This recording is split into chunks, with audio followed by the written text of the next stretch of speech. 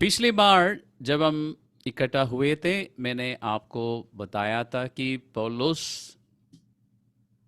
मिलितुस नाम की जगह पे एफेसस के सारे प्राचीनों को बुलाया, उनके साथ एक मीटिंग की, एक लीडर्स कॉन्फ्रेंस। और उसमें पौलुस ने कहा कि मैंने तुम्हें परमेश्वर के सारे अभिप्राय जो है पूरी विधि से बताया, या बताने से मैं डरा नहीं, झिझक नहीं रखा। और दूसरा, जो कुछ तुम्हारे लाभ की थी वो सारी बातें मैंने तुम्हें पूरी तरह से बता दी है। और इससे हमें दो बात मुख्य रूप से सीखने को मिलती है। एक, चर्च के जो लीडर्स हैं, कलीसिया के जो लीडर्स हैं, उनकी जिम्मेदारी है कि कलीसिया को सारी बातें सिखा दे, परमेश्वर के सारे अभिप्राय जो है, परमेश्वर का मकसद या परमेश्वर की योजनाएं पूरी तरह से चर्च को बता दे, चर्च के यानी विश्वासियों को बताए। और दूसरा, विश्वासियों की जिम्मेदारी है कि परमेश्वर के सारे अभिप्राय को पूरी तरह से सीख ले। तो दोनों के ऊपर जिम्मेदारियां हैं। लीडर्स को सिखाना चाहिए और बाकी लोगों को सीखना चाहिए। अब हम चलते हैं 20वां अध्याय का 28वां पद में। Acts chapter 20 verse 28। 28वें पद में पौलुस या पवित्र आत्मा पौलुस के द्वारा कहता है, नो नॉट पौलुस के द्वारा नहीं, पौलुस यहां पे बोल रहा है और लिखवाया है लूका के द्वारा। इसलिए अपनी और पूरे झुंड की चौकसी करो, जिसमें पवित्र आत्मा ने तुम्हें अध्यक्ष ठहराया है कि तुम परमेश्वर की कलीसिया की रखवाली करो, जिससे उसने अपने लहू से मोल लिया है।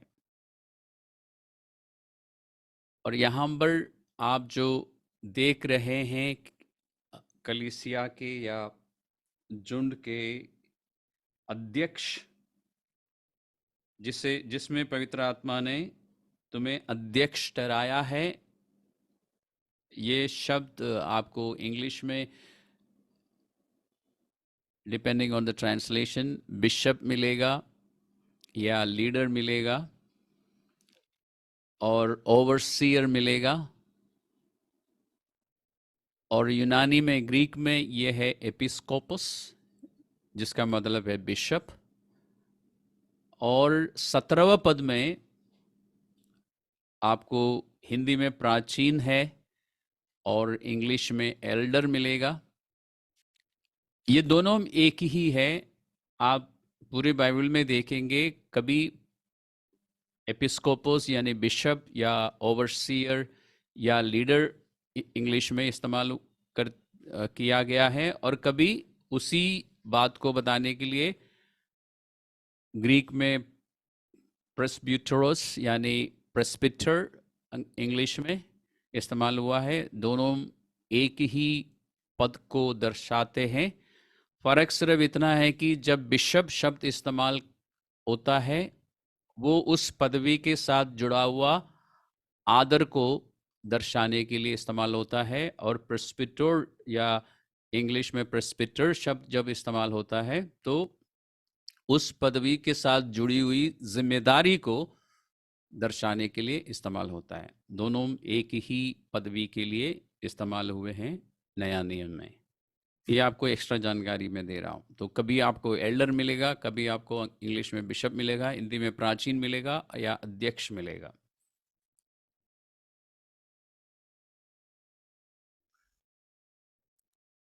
हर लोकल कलीसिया में, चर्च में एक बिशप होता है बाइबल के अनुसार। और दुनिया में या चर्च के जो आज के युग में जो चर्च है, उसमें जो बिशप्स है वो बाइबल में नहीं है। बाइबल में जो बिशप है वो है चर्च का लीडर, जिसको हम आज के समय में पास्टर कहते हैं। बाइबल में बिशप या एल्डर कहते थे उनको, हिंदी में प्राचीन या अध्यक्ष कहते थे। ये सिर्फ आपकी जानकारी के लिए बता रहा हूँ। तो कलीसिया में, हर लोकल चर्च में, हर स्थानीय कलीसिया में एक अध्यक्ष होता है, और फिर उनके साथ और भी एल्डर्स होते हैं या उनके साथ सहकर्मियां होते हैं। ध्यान रखना यहाँ पर 28वें पद में पौलुस कलीसिया के लीडर्स को, एफेसस की कलीसिया के प्राचीनों को या अध्यक्षों को और बाकी लीडर्स को बता रहा है कि अपनी और पूरे झुंड की चौकसी करो जिसमें पवित्र आत्मा ने तुम्हें अध्यक्ष ठहराया है। तो यदि कोई कलीसिया का अध्यक्ष है या किसी और प्रकार से लीडर है, तो ध्यान रखना कि आपको पवित्र आत्मा ने उस जगह में या उस पदवी पे ठहराया है। अगर पवित्र आत्मा ने आपको नहीं ठहराया है तो आप एक लीडर नहीं है। इस बात पर ध्यान रखना। अगर आप अपने आप को लीडर समझ रहे हैं लेकिन पवित्र आत्मा ने आपको नहीं ठहराया तो आप लीडर नहीं है। और यहाँ पर कई सारे सवाल आपके मन में आ सकते हैं, इसलिए मैं बता रहा हूँ कि हमने हमेशा जिस तरह हमें पवित्र आत्मा की ओर से प्रेरणा मिली है उसके अनुसार अपनी लोकल चर्च में लीडर्स को नियुक्त किए हैं। इसलिए अगर हमने पवित्र आत्मा से सुन के किया है तो आपको पवित्र आत्मा ने नियुक्त किया है। अगर हमने पवित्र आत्मा से नहीं सुना है तो फिर वो पवित्र आत्मा की ओर से नहीं है। हमने हमेशा कोशिश की है कि पवित्र आत्मा की ओर से जो संकेत मिला है, जो प्रेरणा मिली है, उसके अनुसार ही हमने अभी तक अपनी तरफ से पूरी कोशिश रही है लोगों को ऑर्डेन करूं या नियुक्ति दूं। और हमने कभी भी अपनी पसंद के लोगों को नहीं चुना है। और आप लोग जो लीडर्स हैं, आपको पता है, आप में से किसी ने भी हमें रिश्वत नहीं दी है लीडर बनने के लिए। ये बात आप अच्छी तरह जानते हैं। ये सब बातें मैं क्यों बता रहा हूँ? क्योंकि हमें अच्छी तरह से मालूम होना चाहिए कि हम लीडर कैसे बने हैं। पवित्र शास्त्र कहता है कि किसी भी विश्वासी को सिर्फ पवित्र आत्मा ही लीडर बना सकता है। अपने आप कोई भी लीडर नहीं बन सकता, बनना भी नहीं चाहिए। वो वैलिड नहीं है परमेश्वर की नज़र में। और इसी कारण जब हम किसी को भी ऑर्डिनेशन देते हैं, ऑर्डिनेशन देने से कई बार महीनों पहले हम उनसे बात करते हैं, उनको समय देते हैं ताकि वो इस बात पर विचार करें, प्रार्थना करें। और उसके बाद जब जब उन लोगों को लगता है, उन प्रार्थना करने के बाद, विचार करने के बाद कि ये सही है और हम इस नियुक्ति के लिए तैयार हैं और इसमें पवित्र आत्मा है, परमेश्वर है, तब वो हमसे हाँ कहते हैं और उसके बाद ही हम किसी को भी ऑर्डिनेशन देते हैं। क्योंकि ऑर्डिनेशन या इस तरह से नियुक्ति दी जाना एक बहुत सीरियस बात है और इसको हल्के में नहीं लेना चाहिए। और ऑर्डिनेशन के द्वारा या इस नियुक्ति के द्वारा हम उन लोगों को बताते हैं कि उनके जीवन में परमेश्वर की ओर से क्या वरदान है कलीसिया के लिए। और फिर अगर हम पब्लिकली कर रहे हैं, क्योंकि ये काम हम प्राइवेटली भी कर सकते हैं, एक जन को जाके हम बता सकते हैं कि प्रभु ने, अगर हमें प्रभु ने दिखाया है कि उस व्यक्ति के में प्रभु का कौन सा वरदान काम कर रहा है कलीसिया के लिए। जो पवित्र आत्मा के वरदान जिसके विषय में कुरिन्थियों की पत्री का 12वां अध्याय में है, वो तो सबके पास है। लेकिन इफिसियों की पत्री का 4था अध्याय में 5 किस्म की सेवकाई के विषय में चर्चा है। उनमें से कोई एक या एक से ज़्यादा अगर किसी में काम कर रहा है वरदान, उसके बारे में जब प्रभु हमें बताता है तो हम उनको बताते हैं। और ये काम हम पर्सनली, प्राइवेटली बता सकते हैं या पब्लिकली भी बता सकते हैं। पब्लिकली हम तब बताते हैं जब उनको किसी भी पदवी में नियुक्ति दी जाती है और उन सबको मालूम है, नियुक्ति देते हुए हम उनके साथ एक वाचा बांधते हैं कि हम उनकी निगरानी करेंगे, उनको समझाएंगे, उनको सिखाएंगे, उनको ट्रेनिंग देंगे, उनको सलाह देंगे, और वो जिम्मेदार रहेंगे अपने सारे कामों के लिए। जो अच्छे काम करते हैं उसके लिए, और जो गलत काम करते हैं उसके लिए भी उनको, उनसे हम लेखा लेंगे। तो हम इस काम को सीरियसली करने की कोशिश करते हैं। ये आपको एक्स्ट्रा जानकारी दे रहा हूँ। जो जो बातें आप यहाँ पे देख रहे हैं वो इस तरह से हो रही है। पौलुस ने इन लोगों को नियुक्त किया है एफेसस में, और जगहों में भी आप प्रेरितों के कामों में देखेंगे, लेकिन वो नियुक्ति जो है पौलुस की अपने ओर से नहीं थी, पवित्र आत्मा की ओर से रही है। इसलिए पौलुस कहता है कि झुंड की रखवाली करो जिस झुंड में पवित्र आत्मा ने तुम्हें अध्यक्ष ठहराया है। इसलिए फाइनल अकाउंटेबिलिटी जो है वो पवित्र आत्मा लेगा, इस बात का ध्यान रखना। तो अपनी खुद की चौकसी रखने के लिए कहा, उसके बाद झुंड की चौकसी रखने के लिए कहा है।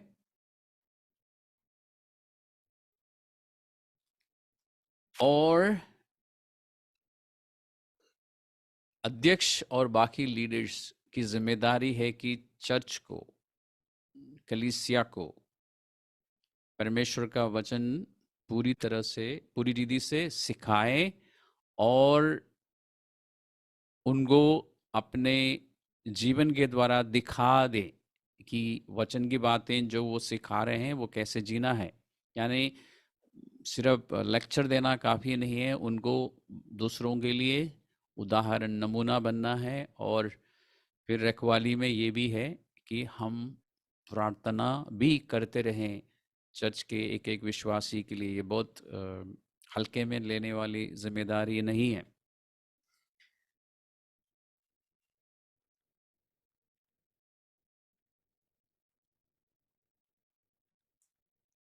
कलीसिया को सिखाने का काम, उनको उनको मार्गदर्शन करने का काम, उनकी अगुवाई करने के काम, और ये काम हमें कैसा करना है? पूरी पूरा ज्ञान और समझ के साथ करना चाहिए। और ये जो मैंने स्टेटमेंट अभी आपको दिया है ये बाइबल में है, लेकिन ढूंढना आपका काम है। नया नियम में है कि अगुवे जो होते हैं या अध्यक्ष या लीडर्स जो होते हैं, उनका काम है कि चर्च को पूरी समझ के साथ और पूरी बुद्धि के साथ, या हिंदी बाइबल में ज्ञान लिखा होगा, इंग्लिश में लिखा होगा विथ विजडम एंड अंडरस्टैंडिंग, कलीसिया को सिखाए। तो आपको नया नियम में मिलेगा, वो वर्ड्स आप ढूंढेंगे। थोड़ा सा काम मैं आपको भी दे रहा हूँ।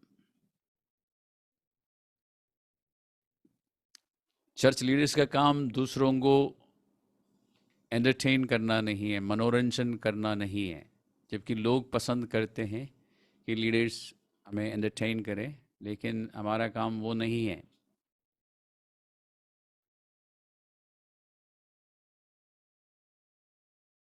यिर्मयाह चैप्टर 3 वर्स 15 में, यिर्मयाह 3 के 15 में परमेश्वर ने उस समय जब यरूशलेम में, या यरूशलेम में नहीं, इसराइल में रखवाली करने वाले यानी गडरिये, शेपर्ड्स अपना काम ठीक से नहीं कर रहे थे, उस समय प्रभु ने वायदा किया था कि मैं तुम्हें ऐसे गडरिये दूंगा जो जो मेरे मन को जानता हो, और जो तुम्हें ज्ञान और समझ के साथ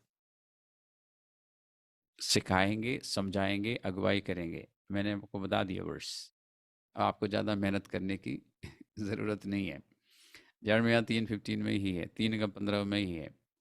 पौलुस के बारे में हम जानते हैं, पौलुस ने सिर्फ प्रचार ही नहीं किया, प्रचार करने के बाद हम कई जगहों में देखते हैं। कुरिन्थुस में देखते हैं, कुरिन्थुस में, दैट इज इन कोरिन्थ, 1.5 साल 18 महीने बिताए। सिखाने के लिए। एफेसस में 3 साल और अंताकिया में 1 साल पहले प्रचार होता था, और लोग जब विश्वास में आते थे तो फिर उनको परमेश्वर के राज्य के विषय में सारा कुछ वो सिखाते थे। और सिर्फ इतना ही नहीं कि पौलुस परमेश्वर के राज्य के बारे में सिखाता रहा, वो पवित्र शास्त्र उस समय जो सुसमाचार और बाकी बातें जो पौलुस पर जाहिर हुई थी परमेश्वर की ओर से, उन सब बातों को सिखाने में और उन सब बातों को उसकी शुद्धता को बरकरार रखने के लिए संघर्ष भी करता था। क्योंकि मैंने शायद पिछली बार भी बताया आपको, पौलुस के जीवन काल में ही गलत शिक्षाएं शुरू हो गई थी। कुछ लोग कलीसिया में गलत सिखाने लगे, और इसलिए सुसमाचार और परमेश्वर की ओर से बाकी जो प्रकाशन मिला है, उन सब बातों को, उसकी पवित्रता को और उसकी शुद्धता को बरकरार रखना जरूरी था। तो संघर्ष हमेशा पौलुस ने किया है। तिमोथी की पत्री में और कुलुस्सियों की पत्री में आपको ये बात साफ रीति से दिखाई देती है। उदाहरण के लिए अगर आप तिमुथियुस की पहली पत्री में जाएंगे, पहला अध्याय में ही, फर्स्ट तिमोथी चैप्टर 1, हम चलते हैं, देखते हैं क्या लिखा है उसमें। पहले तिमुथियुस तीसरा अध्याय, सॉरी पहला अध्याय, और यहां पर पौलुस तिमोथी से बात करते हुए कहता है, जैसे मैंने मकिदुनिया को जाते समय तुझे समझाया था कि इफिसस में रहकर कुछ लोगों को आज्ञा दे कि अन्य प्रकार की शिक्षा ना दे। अन्य प्रकार की शिक्षा वो है जो परमेश्वर के वचन से हटके की जाती है। उस समय जितना प्रकाशन उनको मिल चुका था, जितनी जानकारी कलीसिया को मिल चुकी थी, उससे विपरीत जब कोई शिक्षा दी जाती है, उसको अंग्रेजी में हेरिटिकल टीचिंग बोलते हैं, या गलत शिक्षा बोलते हैं, झूठी शिक्षा बोलते हैं। और चौथा पद में वो कहता है कि और उन कहानियों और अनंत वंशावलियों पर मन ना लगाए जिनसे विवाद होते हैं, और परमेश्वर के उस प्रबंध के अनुसार नहीं जो विश्वास पर आधारित है। वैसे मैं फिर कहता हूं, तो पौलुस ने इस बात के लिए भी संघर्ष किया है, लड़ता रहा है कि सुसमाचार जो सिखाया गया है, और सुसमाचार से मेरा मतलब सिर्फ उद्धार के विषय में नहीं, परमेश्वर के राज्य के विषय में सारी बातें जो पौलुस सिखाता था, उसको लेके भी पौलुस को ध्यान ये भी रखना था कि इससे हटकर कोई ना सिखाए, या उससे उसके विपरीत में कोई ना सिखाए। और जब कोई गलत सिखाता था उसके बारे में भी पौलुस कहता था। इसलिए हमें तिमोथी की पुस्तक में ये आदेश पहले दिया गया था, और इस पत्री में वो दोबारा कह रहा है, या उनको तिमोथी को याद दिला रहा है। क्योंकि ऐसे शिक्षक जो है, या ऐसे सिखाने वाले टीचर्स जो है, लोगों को कथा कहानियों के द्वारा और वंशावलियों के द्वारा, और फिर पुराने नियम में जो व्यवस्था है उसका गलत अर्थ बताने के द्वारा लोगों को गलत रास्ते में ले जा रहे थे। और पौलुस ने ये भी कहा है इसी जगह पे 7वें पद में, देखिए पहला अध्याय का, पौलुस कहता है, और व्यवस्थापक तो होना चाहते हैं, ये जो झूठी शिक्षा देने वाले या गलत शिक्षा देने वाले या हेरिटिकल टीचिंग्स देने वाले लोग, व्यवस्थापक होना चाहते हैं। कहने का मतलब वो व्यवस्था के शिक्षक बनना चाहते तो हैं, लेकिन जिन बातों को लेके वो बात कर रहे हैं उन बातों के बारे में ये कुछ नहीं जानते। They do not know what they are talking about. और जबकि वो बहुत कॉन्फिडेंस के साथ ये बातें कहते हैं, उनको व्यवस्था के विषय में कुछ नहीं पता है।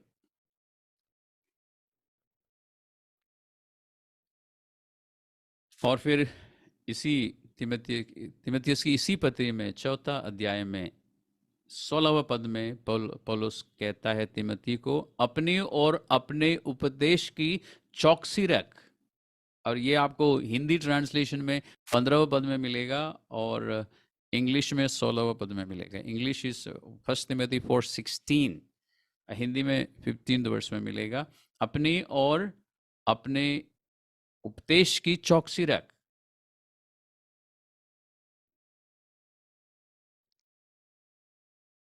ये पहली शताब्दी की बातें हैं। तो लीडर्स की जिम्मेदारी पर जरा नज़र डालने की कोशिश कीजिए, उसे समझने की कोशिश कीजिए। अभी मैं लीडर से कह रहा हूँ, और हमारे बाकी जो अभी लीडर्स नहीं है, आपकी क्या जिम्मेदारी है? इन बातों को सीखना, समझना और पवित्र शास्त्र की सही शिक्षा पाना और गलत शिक्षाओं के से चौकस रहना आपका काम है। क्योंकि आज के ज़माने में गलत शिक्षा बहुत आसानी से विश्वासियों तक पहुंच जाती है, क्योंकि पहले ज़माने में एक शिक्षक को आपके पास आना पड़ता है तभी वो सिखा सकता है, या फिर आपको उनके पास जाना पड़ता है। आज इंटरनेट है, टेलीविज़न है और बहुत सारे माध्यम हैं जिसके द्वारा आपको आसानी से गलत टीचिंग मिलेगी। और उस ज़माने में भी पौलुस ने क्या कहा? सिखाने वाले जो है सिखाना चाहते हैं, टीचर्स बनना चाहते हैं, लेकिन उनमें क्या दोष पाया जाता है कि उन्हें पता ही नहीं कि वो क्या सिखा रहे हैं। तो आज भी जो हो रहा है वो देखा जाए तो कोई नई बात नहीं है, ये पहली शताब्दी में भी होता था।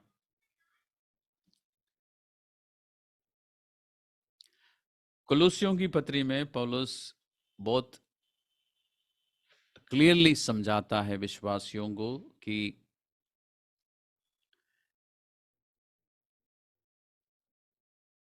वहाँ पर क्या हो रहा था। कुछ फिलॉसफी के आधार पर टीचिंग हो रही थी, कुछ एस्ट्रोलॉजी के आधार पर टीचिंग हो रही थी। सुन के आपको हैरान ही होगी, कोलोसियों की पत्री पढ़िए ध्यान से, आपको दिखाई देगा। और सिंक्रेटिज्म, जिसके विषय में मैंने कलीसिया को सिखाया है कि सारे अलग अलग मत को लेके, यानी अलग अलग जिसको हम धर्म कहते हैं, उनकी सबकी टीचिंग्स को बाइबल की टीचिंग्स के साथ मिक्स करके सिखाना। यानी हम बाइबल की बात भी मानेंगे और बाकी धर्मों में जो सिखाया जाता है उसको भी मानेंगे, तो सारे लोग खुश रहेंगे आपसे। किसी को आपसे कोई विरोध नहीं होगा, कोई परसिक्यूशन नहीं होगा। तो इस तरह की टीचिंग घुस गई थी कलीसिया के अंदर, जिसके विषय में कोलोसियों में चर्चा है। और आप पहला अध्याय में ही देख सकेंगे और दूसरा अध्याय में भी इसके बारे में है। और फिर था एसेटिसिज्म। एसेटिसिज्म का मतलब है कि दुनियावी खुशी से हट के सादा जीवन बिताना। That is asceticism. Church history में मैंने सिखाया था आप लोगों को। तो ये अब से फिर से आने लगा। अब कुछ लोग कहते हैं कि हमें सादा जीवन जीना चाहिए। ओके, ये नई बात नहीं है। और गलत शिक्षा को लेके पौलुस ने बताया है कि उनमें गहराई नहीं है और वो भरमाने वाली बातें हैं। और जब आप उनकी टीचिंग्स को सुनते हैं, आपको ऐसा लगता है कि उसमें कुछ बुद्धि की बातें हैं, उसमें कुछ ज्ञान है, लेकिन पौलुस कहता है कि उसमें कोई सार नहीं है, इसमें कोई सब्सटेंस नहीं है, कोई गहराई नहीं है। सब ऊपर ऊपर की बातें हैं जिससे इंसान बहक जाता है और परमेश्वर के मार्ग में से हट जाता है। और कुलुस्सियों की पत्री में अगर आप पहुंच चुके हैं तो दूसरा अध्याय को देखिए और 8वां पद को देखिए, वहां में क्या लिखा है।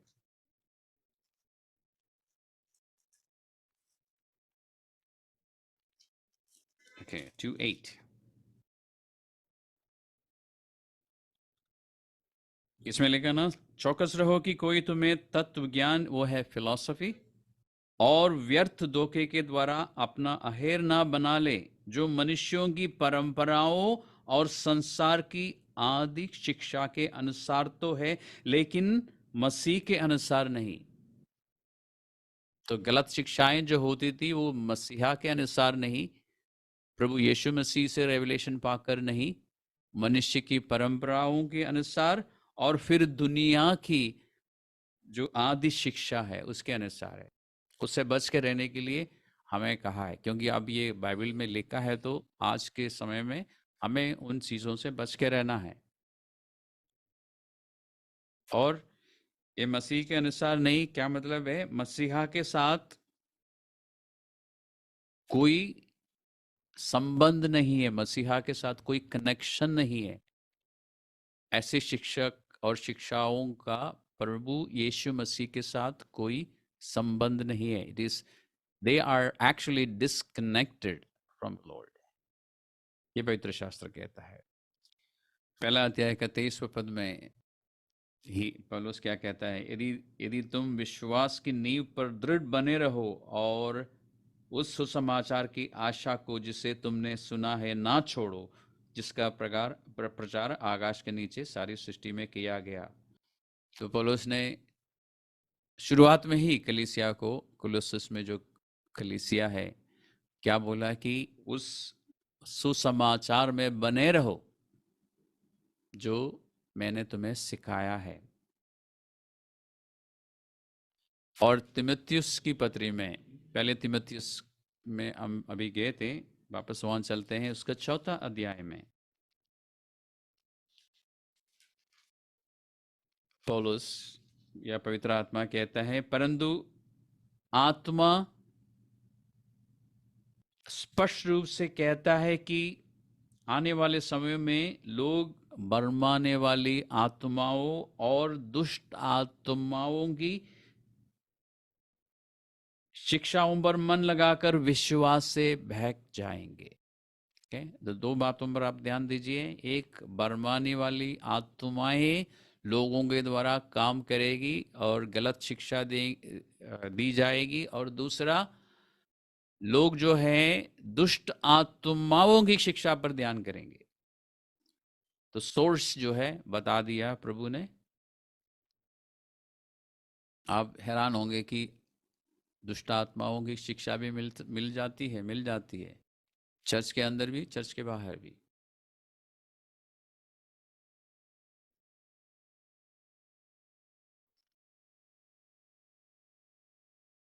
और फिर तिमुथियुस की दूसरी पत्री में 4था अध्याय में पौलुस ने कहा है कि एक समय ऐसा भी आएगा जब लोग खरे उपदेश को नहीं सहेंगे, वो सह नहीं सकेंगे, और फिर वो ऐसी शिक्षाओं के पीछे भागेंगे।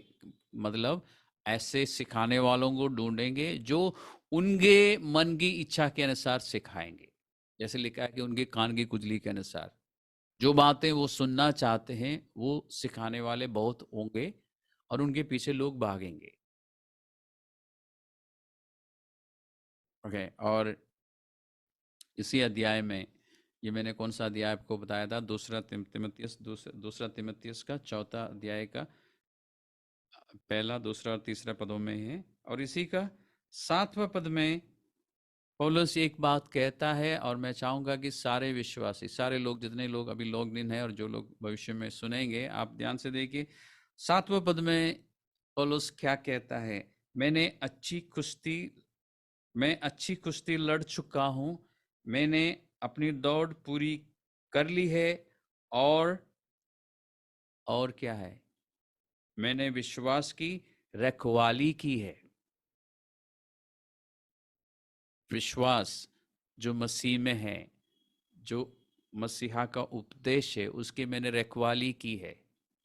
जब तक पौलुस जीवित रहा, he protected the faith by teaching the word accurately. परमेश्वर का वचन वो ठीक तरह से सिखाता रहा, और जब भी गलत शिक्षक शिक्षा देने लगे तो उस गलत शिक्षा के विरुद्ध में पौलुस बोलता था, सिखाता था, लोगों को फिर से वचन सिखाता था, जैसे आप गलातियों की पत्री में देखेंगे। तो ये सब जानकारी आपको दी जाना जरूरी है।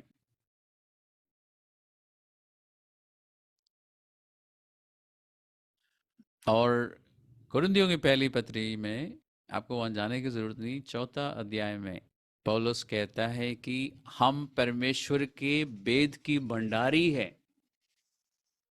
We are the stewards of the mysteries of God. तो स्टूवर्ड या भंडारी का काम क्या है? रखवाली करना, जो उसकी जिम्मेदारी में है उसको संभालना,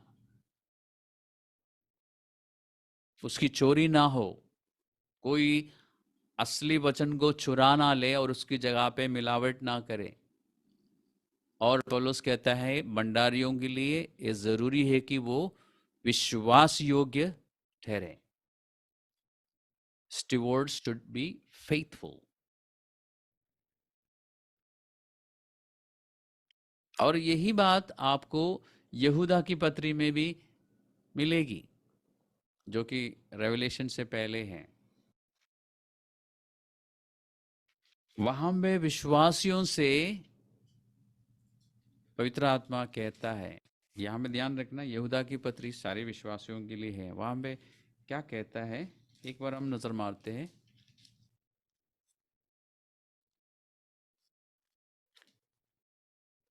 जूड चैप्टर 1, यहूदा की पत्री, उसमें शायद एक ही अध्याय है। तीसरा और चौथा पदों को हम पढ़ेंगे, वर्स 3 और 4। हे प्रियो, जब मैं तुम्हें उस उद्धार के विषय में लिखने में अत्यंत परिश्रम से प्रयत्न कर रहा था जिसमें हम सब सहभागी हैं, तो मैंने तुम्हें ये समझाना आवश्यक जाना कि उस विश्वास के लिए पूरा यत्न करो जो पवित्र लोगों को एक ही बार सौंपा गया था।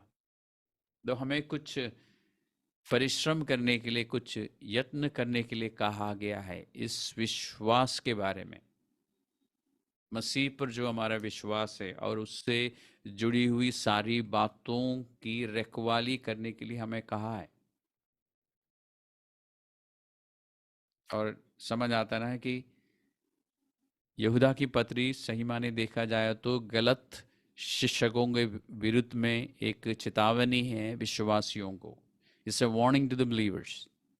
और इसी पत्री में अगर आप आगे जाएंगे तो वहां पे बहुत सारी बातें स्पष्ट रूप से लिखा है, लिखा है।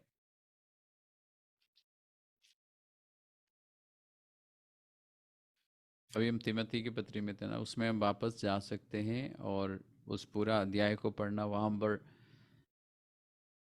बहुत सारी बातें पौलुस कहते हैं। हम वापस चलते हैं इसमें, प्रेरितों के काम 20वां अध्याय में थे हम, वहीं वापस चलते हैं। Acts 20, back to Acts 20।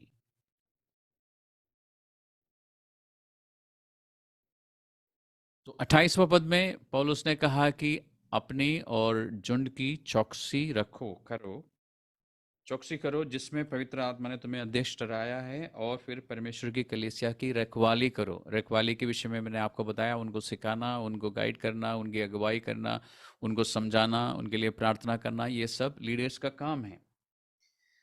29वें पद में वर्स 29 पौलुस कहता है, या पवित्र आत्मा पौलुस के द्वारा हमें बताता है कि मैं जानता हूं कि मेरे जाने के बाद फाड़ने वाले भेड़िए तुम में आएंगे जो झुंड को ना छोड़ेंगे। तो पौलुस ने कहा कि बाहर से, झुंड के बाहर से लोग आएंगे और उनको उनको उनके बारे में बताते हुए पवित्र आत्मा ने एक शब्द इस्तेमाल किया है कि वो भेड़िए हैं, दे आर वुल्व्स। और उनका एक ही लक्ष्य होगा कि लोगों को खत्म करना है, उनको नाश करना है। और फिर 30वें पद में कहता है, तुम्हारे ही बीच में से भी ऐसे ऐसे मनुष्य उठेंगे जो चेलों को अपने पीछे खींच लेने को टेढ़ी मेढ़ी बातें कहेंगे। आज भी ऐसा होता ना कि इस तरह की गलत शिक्षा देने वाले जो है, जब वो आपसे बात करते हैं या किसी भी विश्वासी से बात करते हैं, उनका बात करने का या उनको गलत शिक्षा देने का या टेढ़ी मेढ़ी बातें उनसे करने के पीछे उनका मकसद क्या है कि लोग उनके पीछे जाए, उनके चेले बन जाए। और पौलुस ने और बाकी उस समय के प्रेरितों ने हमेशा क्या किया है? लोगों को प्रभु यीशु मसीह के चेले बनाने की कोशिश करी है। तो इसमें आपको पता लग, इसमें परमेश्वर ने, पवित्र आत्मा ने आपको बताया कि ऐसे शिक्षा देने वालों का मकसद क्या है कि लोग, विश्वासी लोग उनके चेले बन जाए, उनके पीछे चलने वाले बने। तो बाहर से भी इस तरह की शिक्षा लेके लोग आएंगे, एक लोकल चर्च के बाहर से, और फिर चर्च के अंदर भी ऐसे लोग बीच बीच में खड़े हो जाएंगे जो उल्टी सीधी बातें, टेढ़ी मेढ़ी बातें शुरू करेंगे और फिर लोगों को भरमाने की कोशिश करेंगे। और इस जगह में अब ध्यान रखना, ये पौलुस यहाँ पर एक, जैसे मैंने आपको शुरुआत में कहा, एक लीडर्स मीटिंग कर रहा है। और इस लीडर्स मीटिंग में वो बात कर रहा है लीडर्स से, अगुओं से या अध्यक्षों से और प्राचीनों से। लेकिन ये बात सिर्फ उनके लिए नहीं है, उनकी कलीसिया के या उनकी कलीसियाओं के लिए भी है।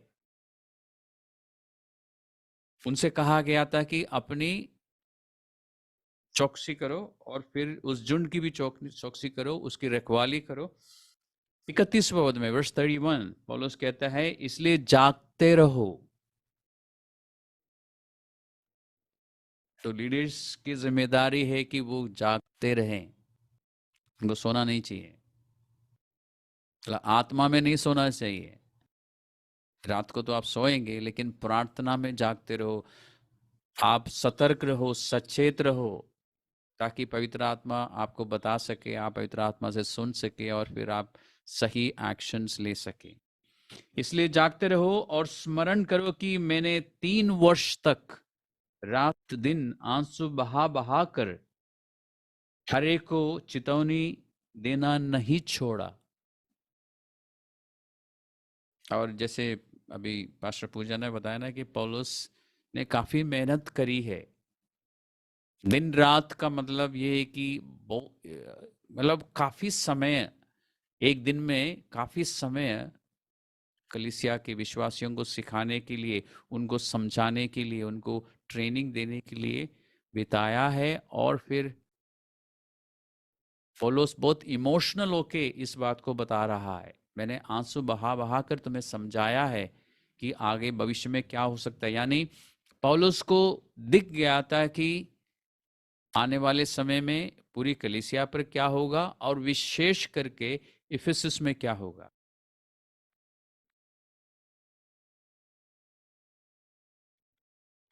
ध्यान रखना, अभी मैंने कहा ना कि झूठी शिक्षा देने वाले या हेरिटिकल टीचिंग्स या गलत शिक्षा देने वाले लोग जो है अपने चेले बनाना चाहते हैं।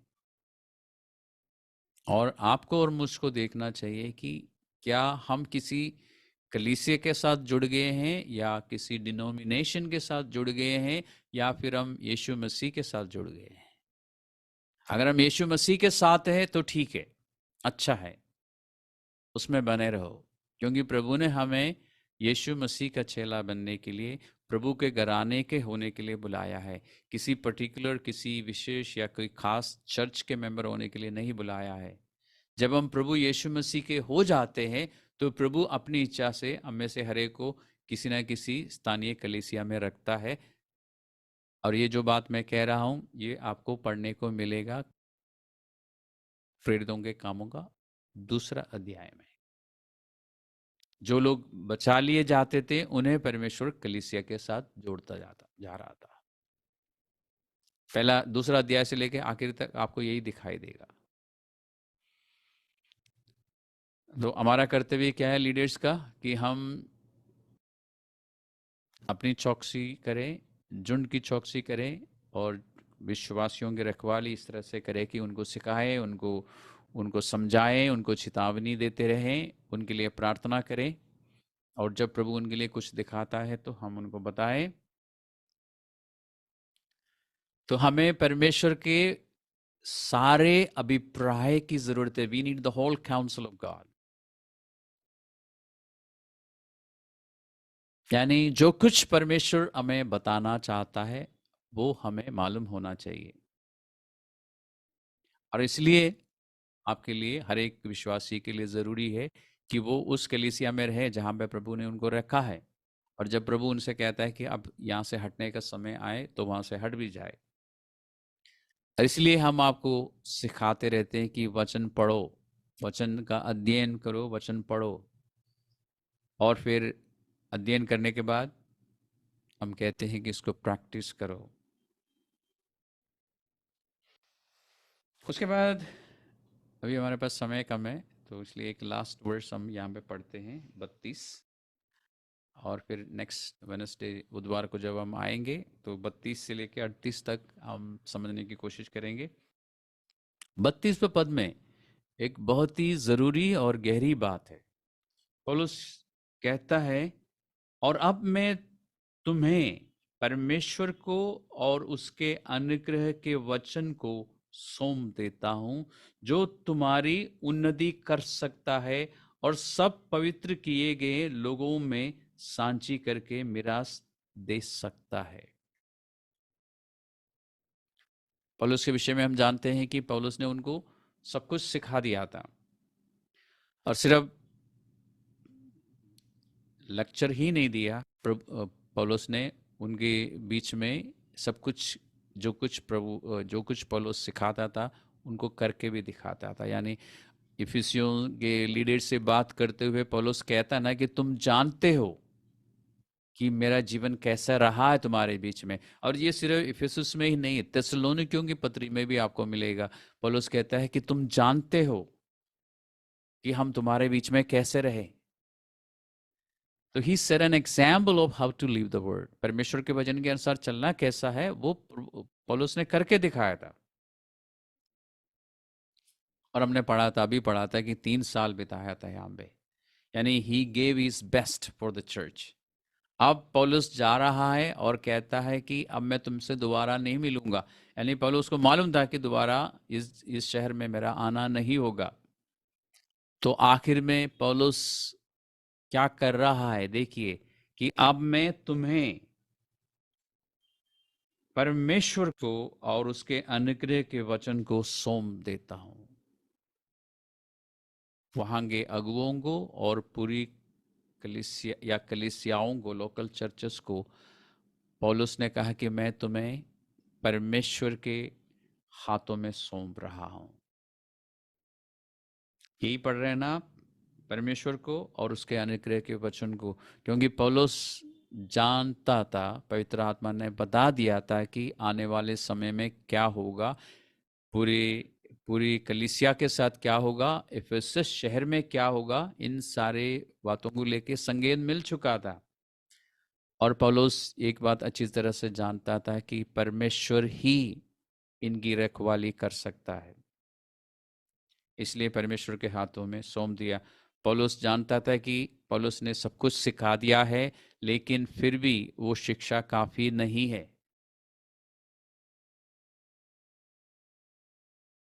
सोचिए इस बारे में, अगर टीचिंग्स काफी होती तो आज के समय में हर कलीसिया के, विशेष करके हमारे कलीसिया के सारे लोग बिल्कुल सही जा रहे होते। सोचिए इस बारे में।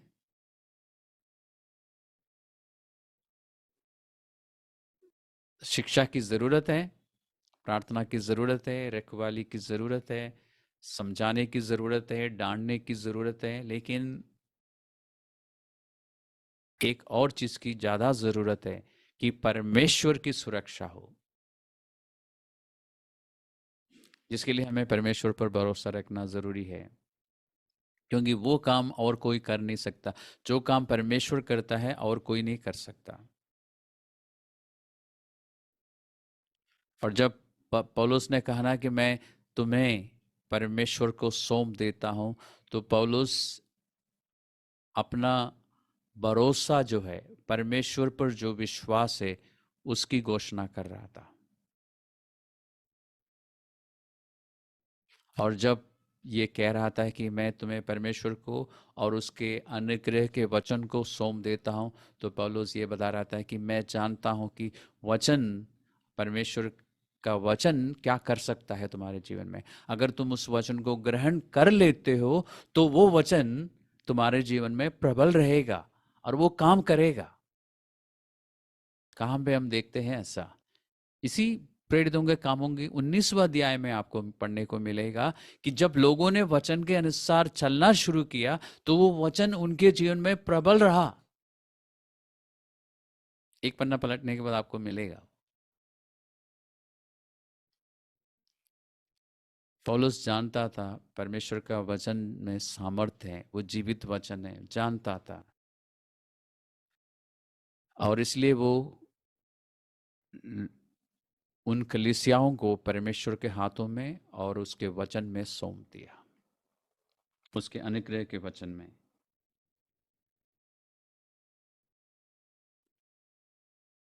और क्लोज करते हुए मैं आपको एक बात दिखाना चाहूँगा, और हो सकता है नेक्स्ट टाइम हम फिर से इस बारे में अध्ययन करें। पौलुस ने चेतावनी दी थी ना, परमेश्वर ने भी इफिसुस की कलीसिया को चेतावनी दी थी, याद है आपको? प्रकाशित वाक्य में, किसी को याद है? प्रकाशित वाक्य में इफिसुस की कलीसिया से बात करते हुए प्रभु यीशु मसीह ने कहा यूहन्ना के द्वारा कि अगर कलीसिया मन नहीं फिराएगी, यानी विश्वासी लोग अपना मन नहीं फिराएंगे, तो क्या होगा? किसी को याद है? प्रभु ने कहा था इफिसुस की कलीसिया से कि मैं तुम्हारी दीवटों को हटाऊंगा, I will remove the lamp stand. और हम पहला अध्याय से जानते हैं लैम्प स्टैंड या दीवट का मतलब है कलीसिया। तो प्रभु ने कहा था कि मैं उस जगह से इफिसुस की कलीसिया को हटा दूंगा। और 262 एडी के बाद इफिसुस में कोई भी कलीसिया नहीं रही है। इतिहास में आप देख सकते हैं, इफिसुस जो है तुर्की में है। और उस जगह का नाम मुझे अभी क्या है, मुझे अभी याद नहीं है। उस जगह में कोई कलीसिया नहीं है आज तक। 262 से लेके आज तक उस जगह में कोई कलीसिया नहीं है। तो प्रभु ने जब बोला ना कि तुम अगर मन नहीं फिराओगे तो मैं कलीसिया को हटाऊंगा, तो प्रभु मजाक नहीं कर रहा था। और इस बात को अच्छी तरह से नोट कर लीजिए अपने अपने मन में, परमेश्वर के बातों में वजन है। He was not joking when he said that. और क्योंकि कलीसिया ने परमेश्वर की बातों पर ध्यान नहीं दिया, मन नहीं फिराया, एक समय ऐसा आया उस जगह में कलीसिया नहीं रही। बाकी कलीसियाओं से प्रभु ने ऐसा नहीं कहा था, बट इफिसुस की कलीसिया से कहा था। और आज आप गूगल में ढूंढ सकते हैं, रिसर्च कर सकते हैं, उस पर्टिकुलर शहर में कोई कलीसिया नहीं है। कलीसिया छोड़िए, एक मसीही विश्वासी नहीं है वहां पे।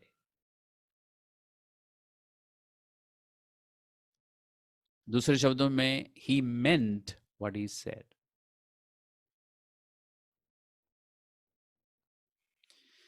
तो परमेश्वर के वचन में बने रहना हमारे लिए ज़रूरी है। जो बातें आपको हमने सिखाया है, जो बातें आपने खुद सीखी हैं, जो बातें आपको समझ आई है, जैसे पौलुस फिलिपियों की पत्री में कहते ना, जो बातें तुमने मुझ में देखी है, मुझसे सुनी है, मुझसे ग्रहण किया है, जो बातें तुमने सीखी है उसको प्रैक्टिस करो, उसमें उसको करते रहो, करते रहो। और गलत शिक्षाओं से बचने का तरीका यही है, हर बात बाइबल में देखने की कोशिश करो, यूं ही है कि नहीं। तो फिलहाल हम यहाँ रुक जाते हैं। आप सब लोगों का धन्यवाद।